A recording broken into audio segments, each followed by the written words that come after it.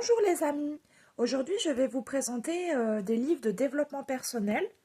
J'ai ce livre de Christophe André, Méditer jour après jour, Le bonheur d'être triste de Suzanne Cain et Les vertus de l'échec. Nous allons commencer avec Les vertus de l'échec. C'est un livre qui en fait s'intéresse à la notion d'erreur et d'échec social. Et en fait, c'est un livre qui va analyser donc en plusieurs parties en quoi en fait parfois les échecs sont source de motivation et d'action. Donc en fait, l'échec, ça peut être une manière d'apprendre plus vite une chose. Ça peut être aussi parfois le seul moyen d'apprendre, la seule possibilité sociale d'apprendre une nouvelle compétence. Ça peut être aussi une expérience du réel accrue, un moyen expérimental d'accéder à un savoir. C'est aussi parfois un acte manqué. Un acte manqué, ça veut dire quelque chose d'inconscient que l'on fait et qui va finalement déboucher sur autre chose, nous ouvrir une porte dont nous n'avions pas idée. Alors, l'échec nous pose la question de l'ego. Parce que souvent, lorsque nous sommes dans une situation d'échec, l'ego est atteint et est heurté. Donc le problème principal de la peur de l'échec, que ce soit par exemple réussir une performance comme un concert de piano, réussir à publier un livre, réussir à aboutir à un projet professionnel ou personnel, ce qui nous freine dans l'action de l'échec, eh bien, c'est la peur du jugement. C'est la peur du jugement. Donc, c'est tout ce qui est lié à l'ego. Alors, il faut savoir que dans certaines cultures, l'ego n'existe pas. Dans certaines cultures, notamment les cultures asiatiques, ou qui fonctionnent avec des systèmes qui ne sont pas basés sur le, le complexe d'Oedipe, de type freudien, eh bien, ces sociétés-là, eh bien, elles ne fonctionnent pas sur l'ego, elles fonctionnent plus sur des systèmes holistiques, globaux, où en fait la personne n'est pas considérée d'un point de vue psychanalytique, mais d'un point de vue global. Voilà, les médecines chinoises, les choses comme ça. Et ben, dans ce type de fonctionnement, l'ego n'existant pas, on s'autorise l'erreur et on s'autorise, comment dire, de l'expérimentation sociale, ce qui est très très rare en Europe. Donc ce livre parle de cela. Bon, il ne parle pas trop des autres cultures, hein, des fonctionnements des autres cultures, mais il parle d'un point de vue européen, du gros problème de l'Occident, d'avoir peur, de tâtonner, d'expérimenter, de recommencer, euh, par la peur du jugement. Voilà, dans la tradition judo-chrétienne, la notion de jugement est très présente, la notion de péché, la notion de culpabilité est très très présente, ce qui interdit le tâtonnement, ce qui interdit l'expérimentation autre qu'universitaire ou académique. Voilà. Donc le livre parle de tout cela. Il faut savoir aussi qu'il y a un phénomène dans l'échec qu'on appelle aussi de contre-performance, dont avait parlé un coach sportif que j'avais rencontré à Genève, qui s'appelle Nicolas Von Berg. Et en fait, ce coach sportif expliquait les avantages de la contre-performance, c'est-à-dire parfois quelqu'un qui va surinvestir des compétences dans un niveau va se retrouver en échec total dans sa performance parce qu'il a eu un phénomène de surinvestissement. Et le surinvestissement effraie, le surinvestissement fait peur, il est grandiose, il est... Voilà, donc ça nous fait peur et ça peut nous mener à l'échec. Et en revanche, on peut investir de manière tout à fait gratuite, sans prise d'ego, sans prise de parti, des petites activités anodines. Et là, comme l'ego n'est pas engagé, finalement, on gagne du terrain et on gagne la bataille. Donc ça, c'était décrit par ce coach sportif. Ça m'avait marqué pendant des années parce que moi aussi, j'ai vécu des contre-performances. J'en ai vécu énormément dans ma vie. Voilà, donc ce petit livre est très intéressant aux éditions Pocket. Alors l'autre livre dont je voulais parler, parce que je me suis remise à écrire, voilà, c'est officiel, je me suis remise à écrire un tout petit peu. Donc dans mes réflexions, le bonheur d'être triste. Donc ça, voilà, ça c'est quelque chose sur lequel j'ai beaucoup travaillé dans mes œuvres artistiques. Donc de Suzanne Cain, La force des mélancoliques. Donc ce qui est très compliqué pour un écrivain qui veut proposer son travail, c'est de créer sans tomber dans ce dont j'ai parlé dans mes précédentes vidéos, dans cette mélancolie morbide de type baconienne. Donc pour un artiste, c'est très difficile de ne pas tomber dans cet idéal un peu romantique du 19e siècle, où la créativité est liée à la tristesse, est liée à la douleur, est liée à la souffrance. Parce que, je le rappelle, je suis anti-baconienne, donc pour moi, l'idée, c'est que l'art n'a pas à être juste un déballement de douleur et de souffrance, mais doit aussi apporter quelque chose d'esthétique et aussi de philosophique à la société.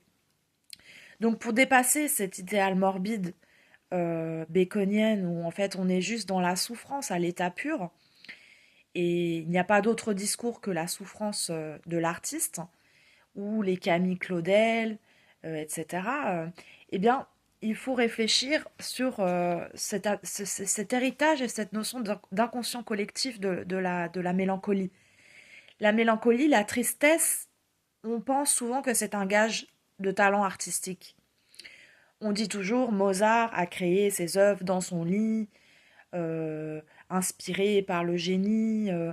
Voilà, il était sur son lit de mort quand il a créé le Lacrimosa, quand il a euh, fait les derniers passages du Requiem.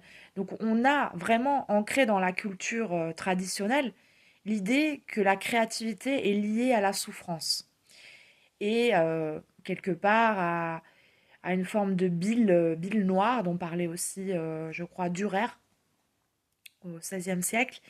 Donc la bile noire, la mélancolie. Donc il y a eu la mélancolie, l'exposition il y a quelques années, là en 2009, au Grand Palais. Et c'est vraiment très très présent dans la culture. Que pour créer, on doit être dans un état de transe, on doit être dans un état second. Van Gogh qui prenait l'absinthe, vous voyez, c'est très présent.